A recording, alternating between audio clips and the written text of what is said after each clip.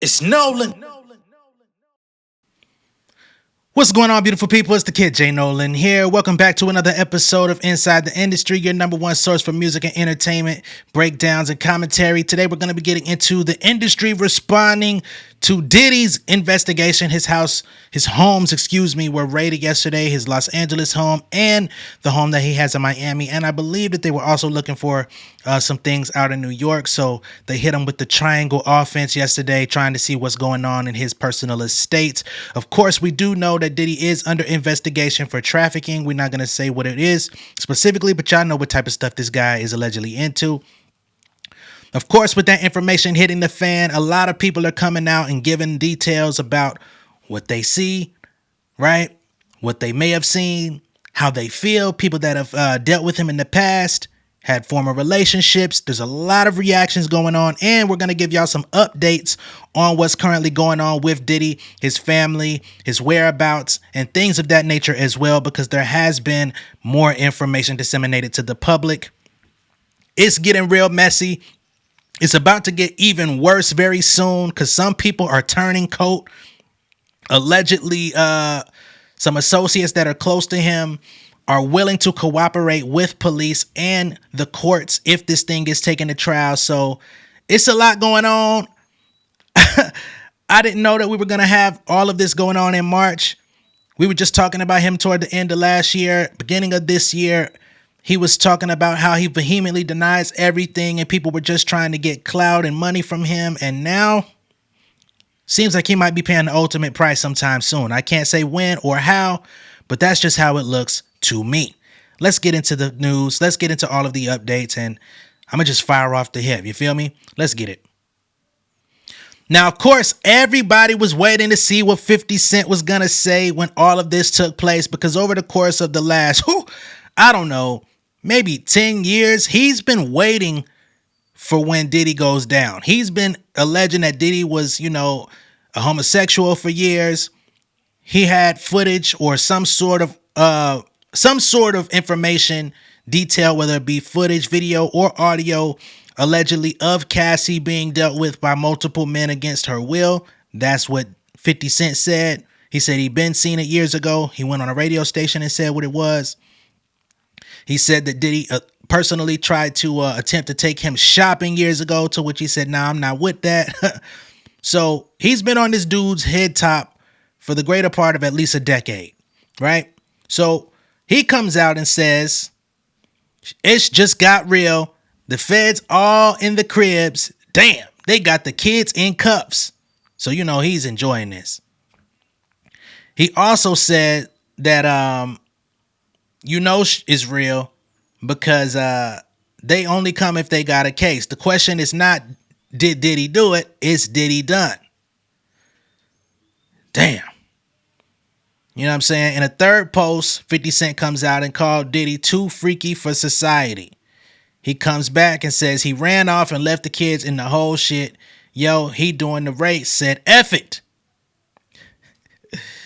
We talked about that last night, man. I was definitely flabbergasted at the fact that he took off without his family, or whatever the hell he did. He was in a whole nother place while his kids were getting locked up, detained, questioned, and accosted by Homeland Security. Homeland Security, of all people. It wasn't just no fucking regular police. It was the HSI. This is a big deal. Among others that had something to say, of course, would be Aubrey O'Day, who's also been counting down to the day that his issues or whatever would be brought to the light. So Aubrey O'Day says, what you sow, you shall reap, right? She says, I pray this emboldens all of us victims to finally speak on what we have endured. She also posted something in her story of a dancing Tupac saying there is no too soon on this one. Just too late, right? So she basically saying it ain't too soon to joke on this shit. It's just too late for it to finally be brought to light. Now, as I stated last night in my live video, Aubrey O'Day has been very, very consistent in the fact that she felt she was wronged by Diddy. She felt like the working conditions were not okay. She felt like she was wrongfully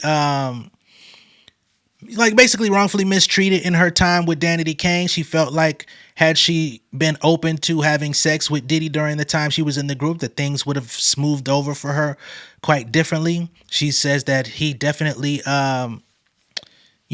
propositioned her for that type of engagement during those days, to which she was not okay with that.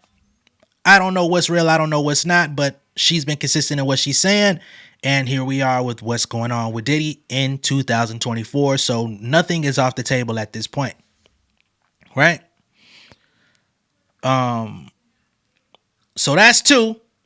Now we've also got, of course, his former artist, former buddy. They used to be real tight during the 90s, Mr. Mase, MA$E. He's had a couple of things to say. Interestingly enough, the day before, or 2 days before, Diddy's home was raided, he had some very interesting things to say on the It Is What It Is podcast, talking about how he's glad he left Bad Boy and the music industry when he did. He said, if you look around at everybody that was around all of those people at that time, when we're talking about Loon, we're talking about G-Dep, we're talking about all those people from the late 90s to early 2000s, especially the men that were around there. We see how their lives turned out, some dead, Black Rob, some in jail, prison,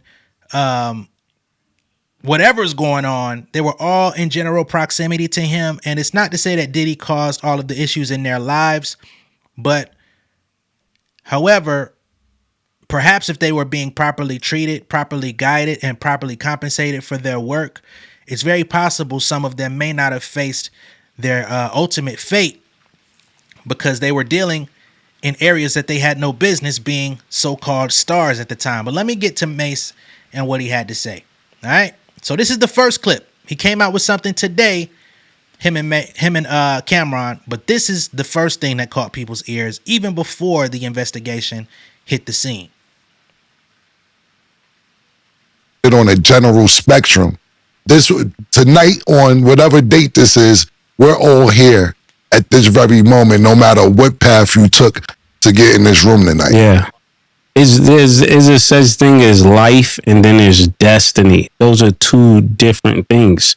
Like, every person have something they supposed to do, but then they don't have to choose that. And that's what makes it your life. Like, you could be meant to be something great, but you can decide something different, as we see people do all the time. But you always know the right decision, because it's the end result that tell you made the right decision or that wasn't the right decision.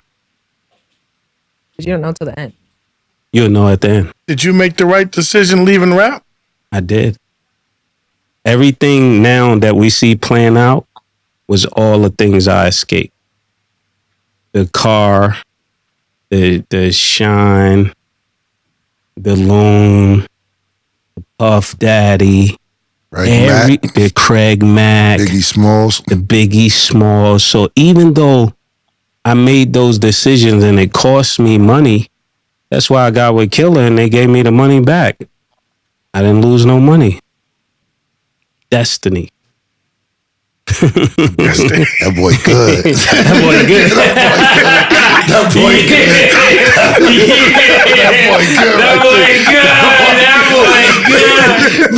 Nigga said, and that's why he makes the big bucks. Now remember, this was before the shit hit the fan, but as he talked, let's just do a quick rundown on what he's referencing here. He said, Craig Mack, dead. And he wasn't treated very well during his time in Bad Boy. He was definitely an enemy of the state toward Diddy throughout the rest of his life before he passed. Biggie Smalls, the biggest artist to ever come off of Bad Boy, died way before his time, shot fatally in the midst of a beef that, according to Tupac, Pac was basically saying that the beef wasn't nearly as serious as people tried to make it. It was just the fact that he was calling them niggas out on their shit, and he was going to relentlessly do so until he felt that he was satisfied, right? But he wasn't physically trying to really go at them like that. They didn't have fist fights. They didn't have shootouts and all of this type of stuff. However, the people behind the scenes pulling the strings had things going on. The Diddys. On the other side, you had the Suge Knights. But when we really look at the Death Row versus Bad Boy situation, yeah, people on Death Row had a tough shake. Some people had to get the hell up out of Dodge, namely Snoop Dogg. Some people had to fight to get their time off the label.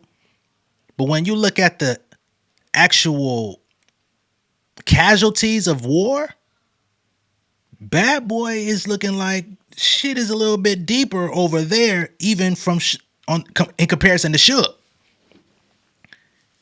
It's crazy. You go Biggie. I mean, damn. Then, who was next? Shine. Shine gets locked up defending Diddy. Lost 10 years of his life, if I'm not mistaken.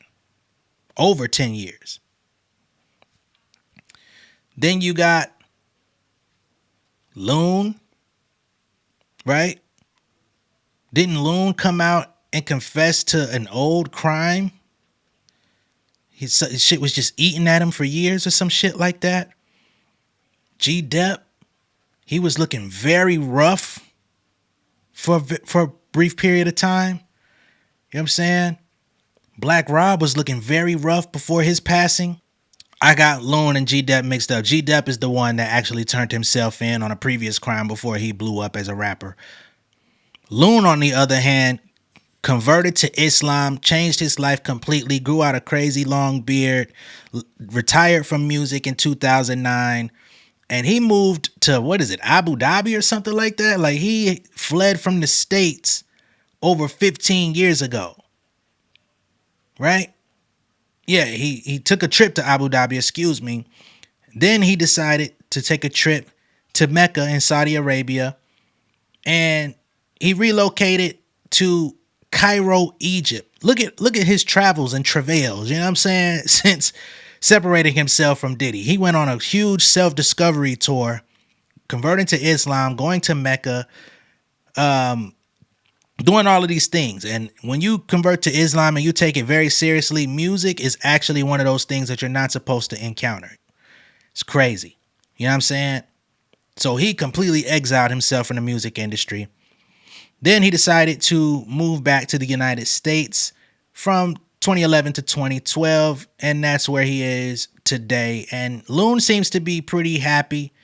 He seems to be actually more whole, more peaceful, and within himself today than he was as a rapper affiliated with Sean Puffy Combs. Very interesting to me.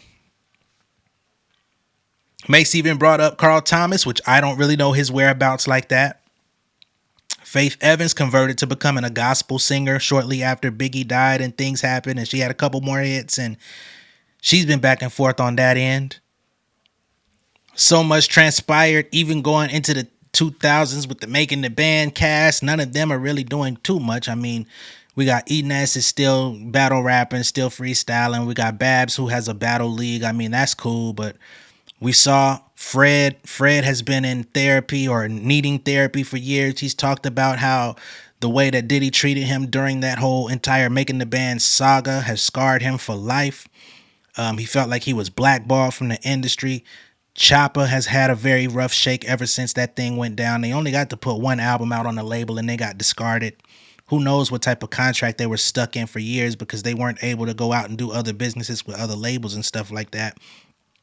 Then you get into the Danny Kane saga. We spoke about Aubrey O'Day.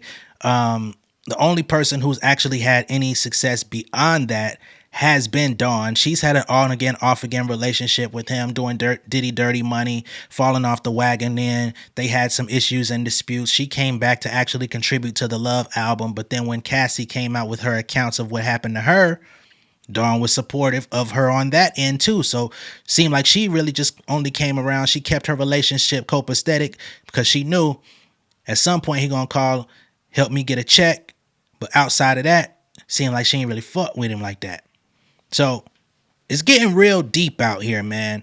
Now, as I related and spoke about Cassie, her lawyer actually came out and spoke on behalf of her as well. which I thought was quite interesting. Let's see what they had to say. Oh man. Attorney Douglas Wigner comes out and he says, "We will always support law enforcement when it seeks to prosecute those that have violated the law. Hopefully, this is the beginning of a process that will hold Mr. Combs responsible for his depraved conduct." That's the statement that Cassie's lawyer has come out and stated, right? So this ain't no bygones be bygones type thing. He's issuing statements on behalf of himself and, of course, protecting Cassie. It's getting deep out here, but the show is not over. This is all preliminary stuff.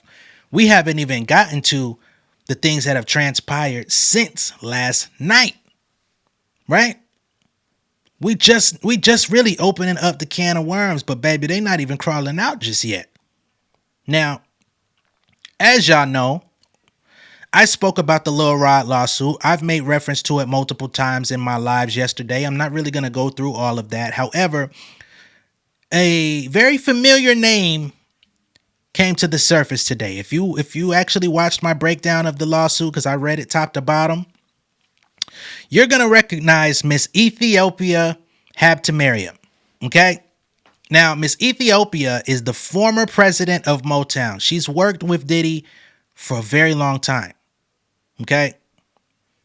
Matter of fact, let's go over her history in the music industry just to give y'all a little bit of, something.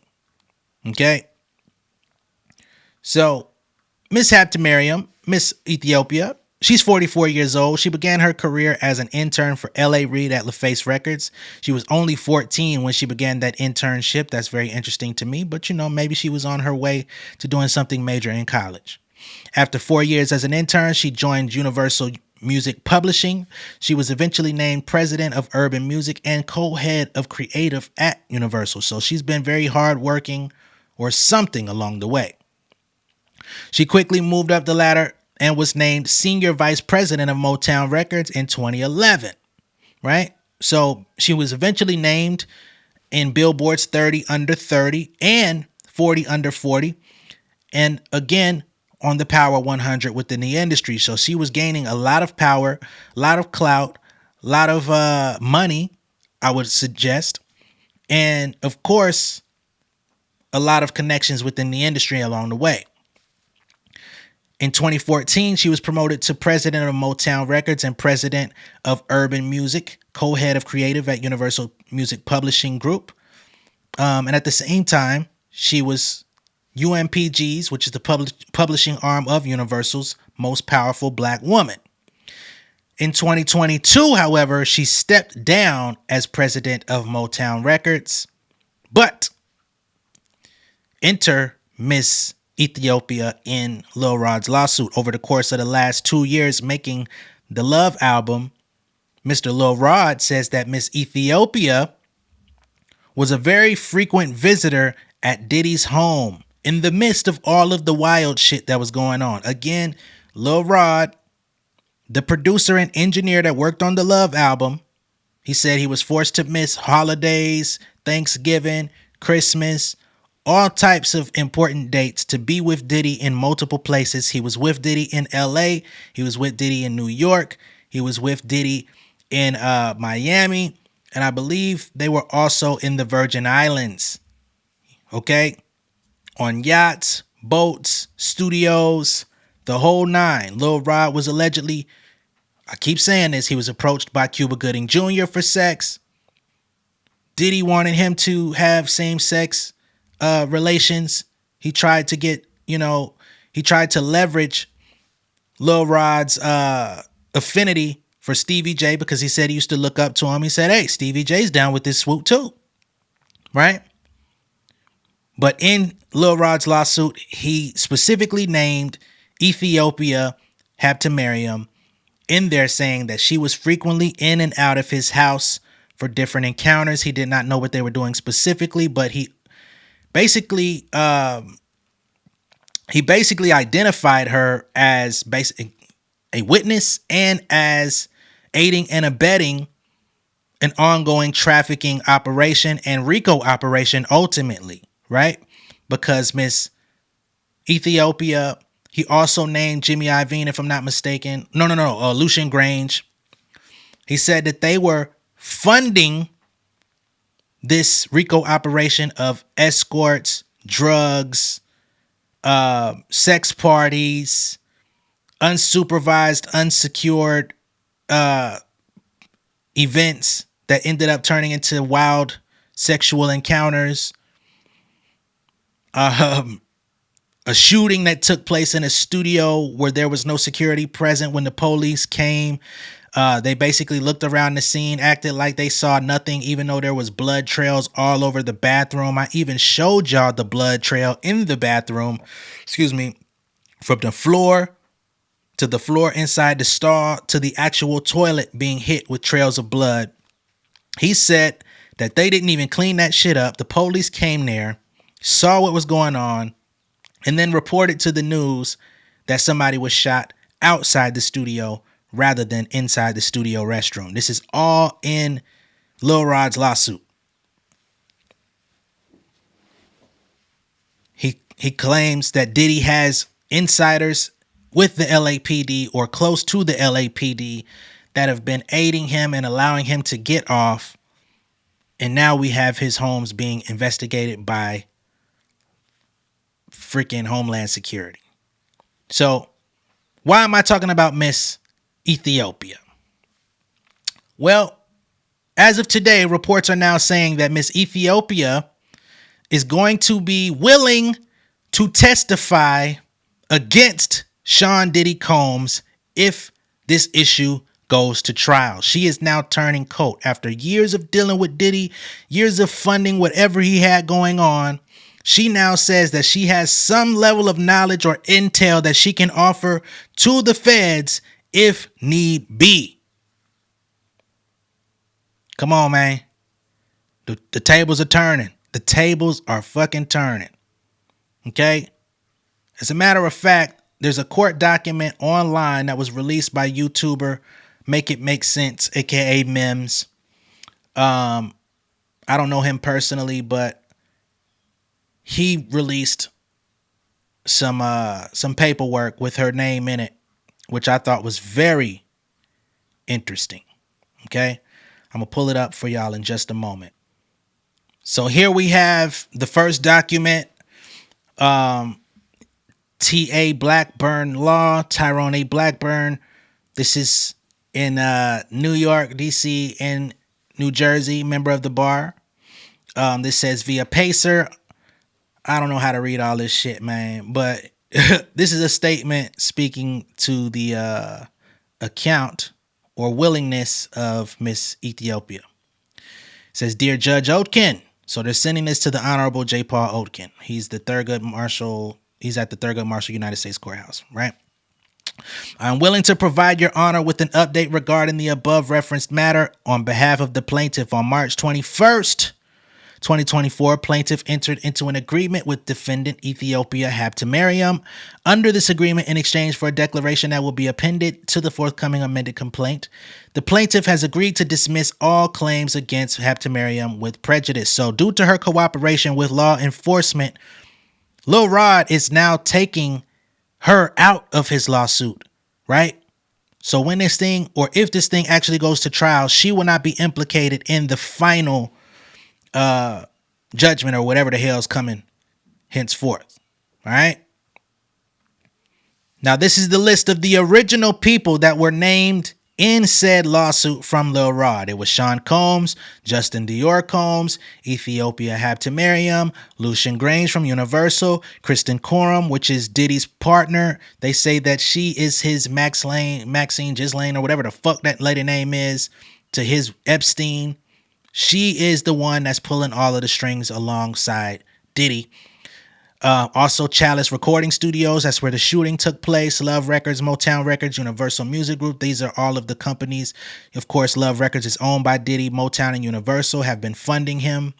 Combs Global Enterprises, that's another one of his companies. And of course, there are multiple John and Jane Does that are named And those people have their own descriptions named within the lawsuit. And people like Meek Mill, people like Usher, people such as possibly a Bryson Tiller or a Chris Brown have popped up in these allegations. We don't know exactly who these John and Jane Does are.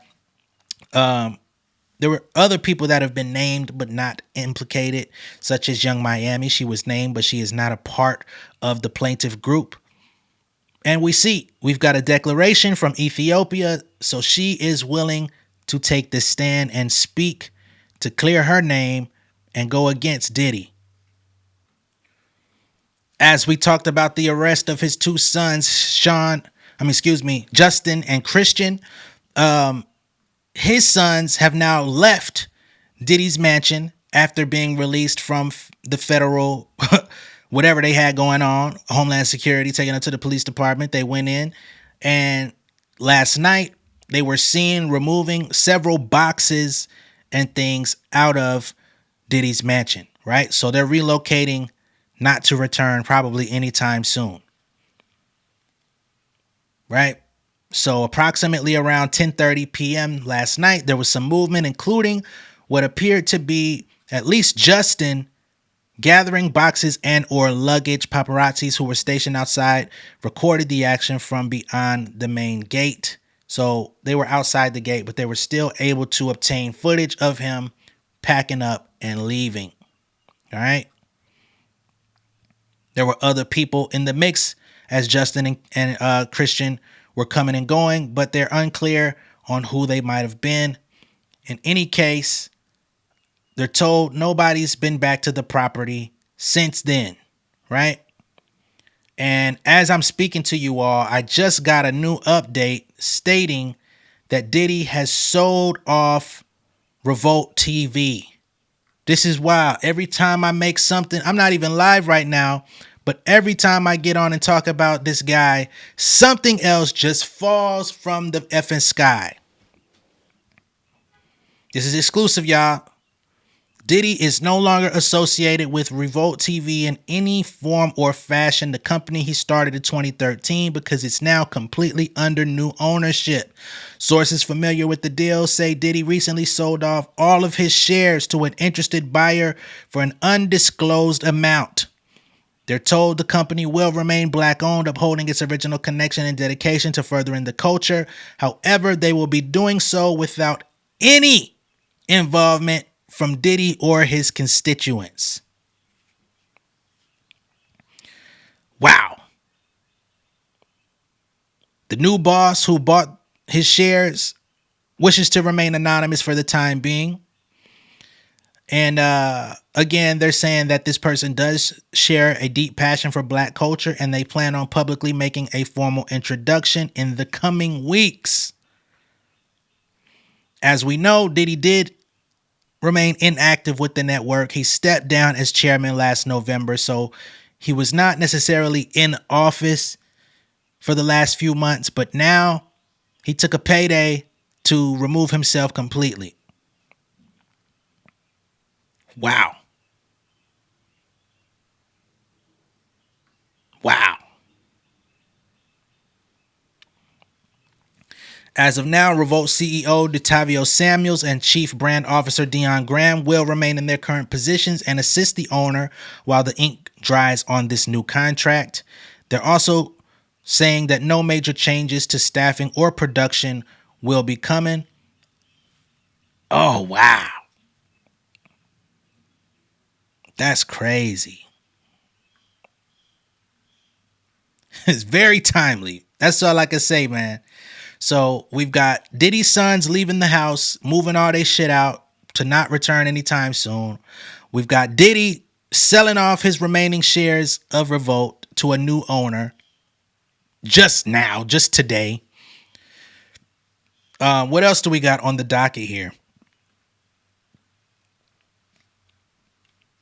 We're going to get to that in a moment. Now, there's reports that say Diddy was found last night in Miami. He was not arrested because there are no official charges or anything on him yet. It's just an investigation ongoing, but they're definitely on to something. Okay. Now, we felt like Diddy must have known what was going on because he was not present at the house. His family was. However, reports are now stating he was not aware that the feds were coming and that these raids came as a surprise. Again, Diddy was stopped at the Miami airport. There was an investigation going on. He was seen walking around, pacing, trying to get keep his composure. But they say Diddy had no idea that he was on Uncle Sam's radar before federal agents came storming through his front doors, which is interesting considering the severity of the allegations of trafficking. Sources with direct knowledge say that the bad boy founder and his team were completely in the dark about what was coming, namely the fact that Homeland Security was coordinating 2 separate raids at the same time. Okay? Wow.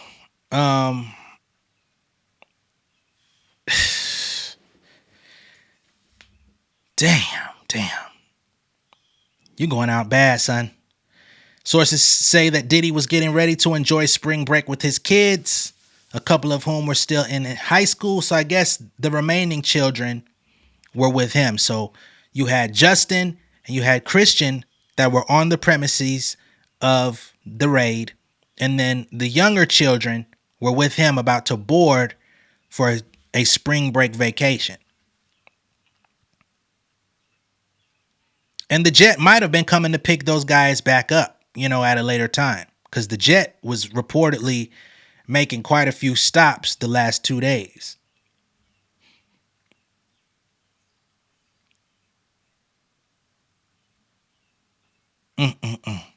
Now, Diddy again was stopped at the Miami airport, and one of his people was arrested on drug charges. His alleged drug mule, Brendan Paul. Okay. Now again, Brendan Paul was also named in Lil Rod's lawsuit. Lil Rod specifically said that Brendan Paul is his drug person. He goes and obtains it. He's got other people that disseminate it. There's other people that handle the money. That it was detailed. So Diddy's alleged mule, as described in a recent lawsuit, was arrested Monday while Diddy and his crew were stopped by federal law enforcement agents. So in this same stop where Diddy was allegedly going on spring break with his kids, his, I wouldn't call him an assistant, but his associate was arrested for possession of drugs while being there with them. According to the affidavit obtained by TMZ, 25-year-old Brendan Paul was booked on 2 separate drug charges after the feds intercepted Diddy's plane at the Opa-locka airport in Miami, namely 1 count of possession of suspected cocaine and another of possession suspected marijuana candy, both of which are felonies in Florida. In the paperwork, officers claimed that while they were working in conjunction with Homeland Security and Customs and Border Protection personnel, they came across what they described as the suspected drugs in Paul's travel bags, which they say he claimed. So he wasn't even hiding it. He said, "Hey, that's mine." Because of course, when you the flunky, you got to take that anyway. You can't put that on his badge. You got to go down. The cops go on to say that the suspected narcotics were tested and found to be legit, which led to Paul's arrest. He was booked into jail, but has since bailed out. Again, this man was named in Rodney Jones, aka Lil Rod's explosive complaint against Diddy, which identified him as a close confidant and, more importantly, as someone who allegedly handles Diddy's drugs and guns. There are photos of Paul with Diddy included in said lawsuit, which once again I showed y'all. They say at this time there's no evidence thus far that these drugs were allegedly found. There's no evidence that the drugs that were allegedly found on Paul were any way connected to Diddy, but it seems very interesting that the same person that Lil Rod identified as his drug carrier gets found on his private jet with drugs on him. So the math is definitely adding up here. Diddy's selling Revolt today after the investigation. The nigga was seen pacing, trying to get his bearings. The kids are leaving the crib. It's getting very interesting, y'all. That's all I could effing say. That's really all I got for y'all. No, it's not, actually. It's not all I got for y'all. Man. Before we move on to the next thing, I want to go ahead and lighten the mood a little bit. I got to give some thank yous to my folks, my insiders. Big shout out to Miss Deshauna. Big shout out to Max Lamont. And big shout out to Lauren Wright. They all contributed to the channel yesterday. Of course, you know, every time that y'all contribute to the channel or support us financially, we're going to give y'all a shout out. We're going to play Lotto in your honor. So I'm going to go ahead and play that for y'all. Much love and respect. We thank you greatly. As I always say, our family appreciates it, and us over here at Inside the Industry are very appreciative of it. Let's get to it. Ooh, ooh, yeah. Man, I done came up out the bottom. Ooh, ooh, yeah. Got fresh like I just hit the lotto. Ooh, ooh, yeah. They say money can't fix all your problems. Ooh, yeah. Well, I say throw it in my wallet. Ay. Man, I done came up out the bottom. Got fresh like I just hit the lotto. They say money can't fix all your problems. Well, I say throw it in my wallet. Yeah, once again, shout out to Deshauna, Max Lamont, and Lauren Wright for your contributions to Inside the Industry, the channel. We greatly appreciate it, and much love and respect to y'all for your kindness. All right. Now, some other people have spoken out, and some old things are starting to come to the surface, right? Now, we got Justin Bieber's father-in-law. He put up on his story, yo, Hollywood, y'all effed around for too long, but hey, was coming back anyway. As we're, what?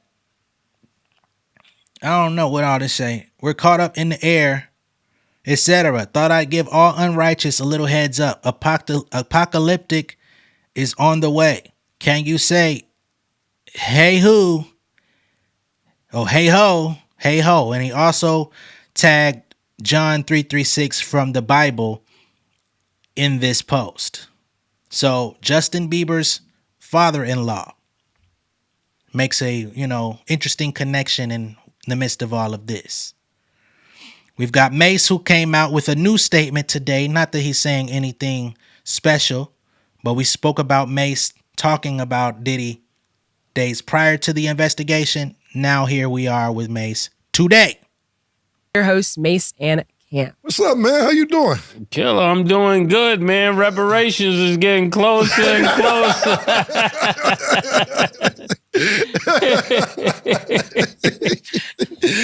I'll be sure to give you your percentage. I ain't had nothing to do with that money. That's all yours, man. I was on the next boat. Yeah, man. Oh, man. Closer and closer, Closer man. and closer. Okay. The big payback. This has been the last year's really kind of been the big payback for you, man. Yeah, man. Yeah. Yeah. Okay, you kind of last week you went Destiny. Yeah. You done Destiny.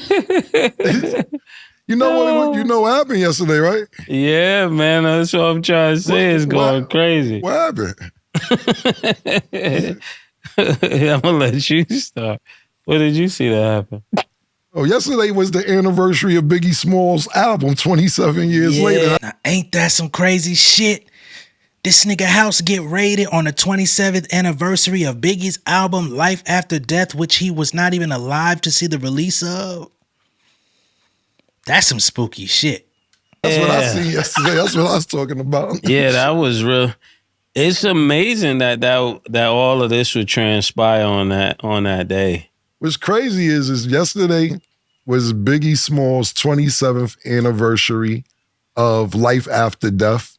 And it was also the Diplomat Immunity album, 21st anniversary.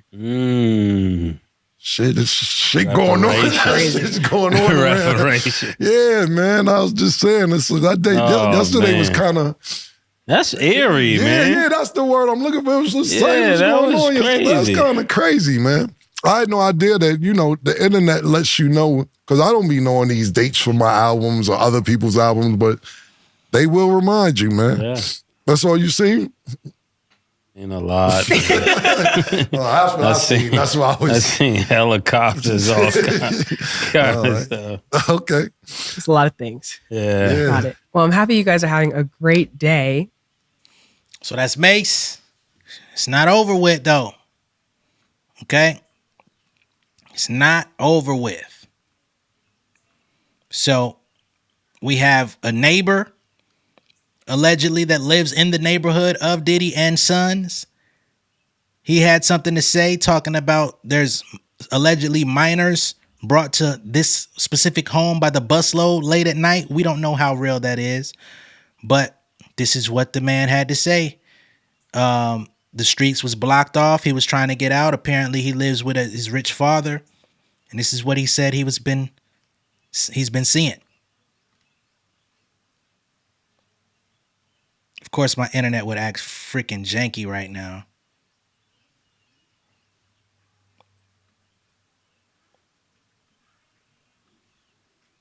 Yeah, tell him stop bringing all the minors over here late at night. I live right next to him. He do too much. It be like buses, like big ass buses. You just see all type of shit hop out. Especially at nighttime, like around 3 o'clock in the morning. It gets wild. I'm his neighbor. When my basketball go over there, I just let it be because I don't want to knock on the door. Nigga said when his basketball go over the fence, he just leave it be. He don't even want it back. How many basketballs have you been buying lately? Good God. And that's not it. It's not even it, man. Of course, we got Sloan Bella. She predicted this months ago. She said that it was going to happen around this time between March and April. She said that he was going to have his mouth zipped shut, that she saw in her vision. Basically saying he won't be able to speak or recall what's going on. I think he's going to be given some sort of immunity or something. Who knows if what she's saying is correct. But shit is about to get hectic. All right? Again, these are only pieces of what's coming out. Then we've got former bad boy artist Mark Curry, who's been on Diddy's ass for 20 years damn near. At least 15 that I've known of. And he had some things to say. This is just I won't say the gift that keeps on giving, but the story that keeps unfolding.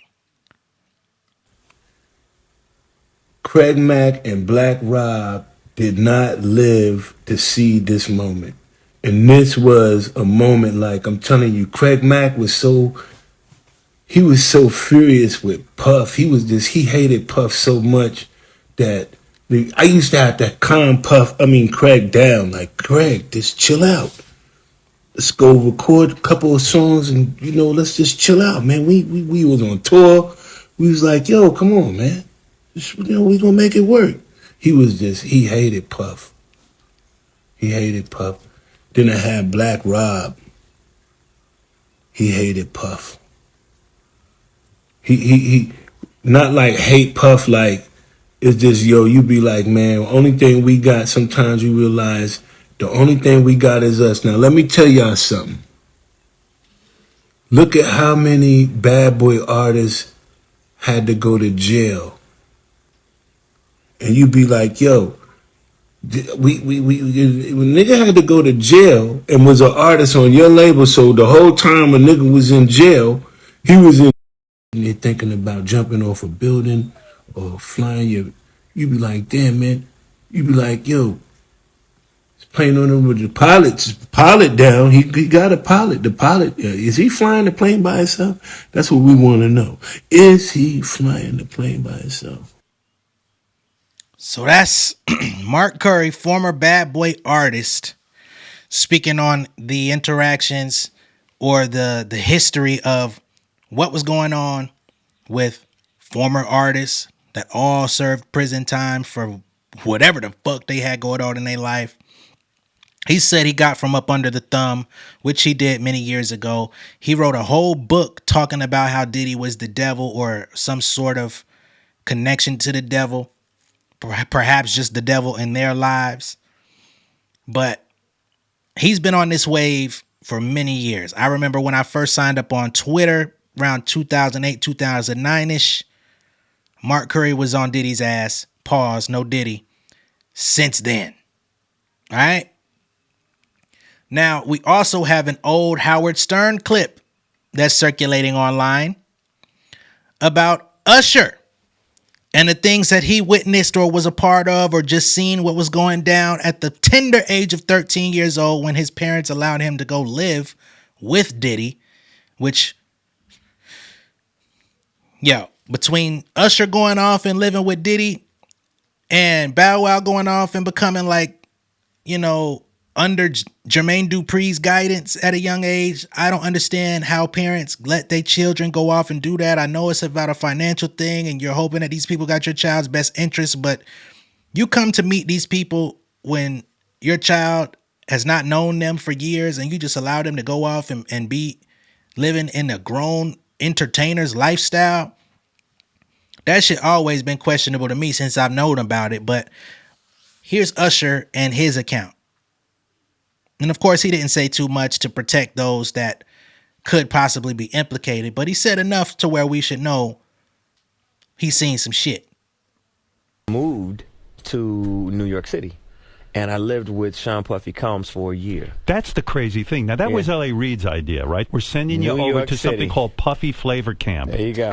To learn Flavor Camp? Yeah, Flavor that's Camp. what it was called. And you're going to go to Puff Daddy's. He's going In the 90s. Do you understand what that's like? Puffy's place was like just filled with chicks and orgying like nonstop, right? No, not really. Come on. But hey, it was curious. I got a chance to see some things. Yeah, but you were 13. What were you seeing? I went there to see the lifestyle. Right. And I saw it. And it was but I don't know if I could indulge and understand what I was even looking at. It was pretty wild. So nobody tried to, some woman didn't come along. I didn't say that. Okay. I didn't say that. What I did say is that there were very curious things taking place. Uh-huh. And I didn't necessarily understand it. Uh-huh. Biggie Smalls was there. Biggie Smalls was there. Lil' Kim, Craig Mack.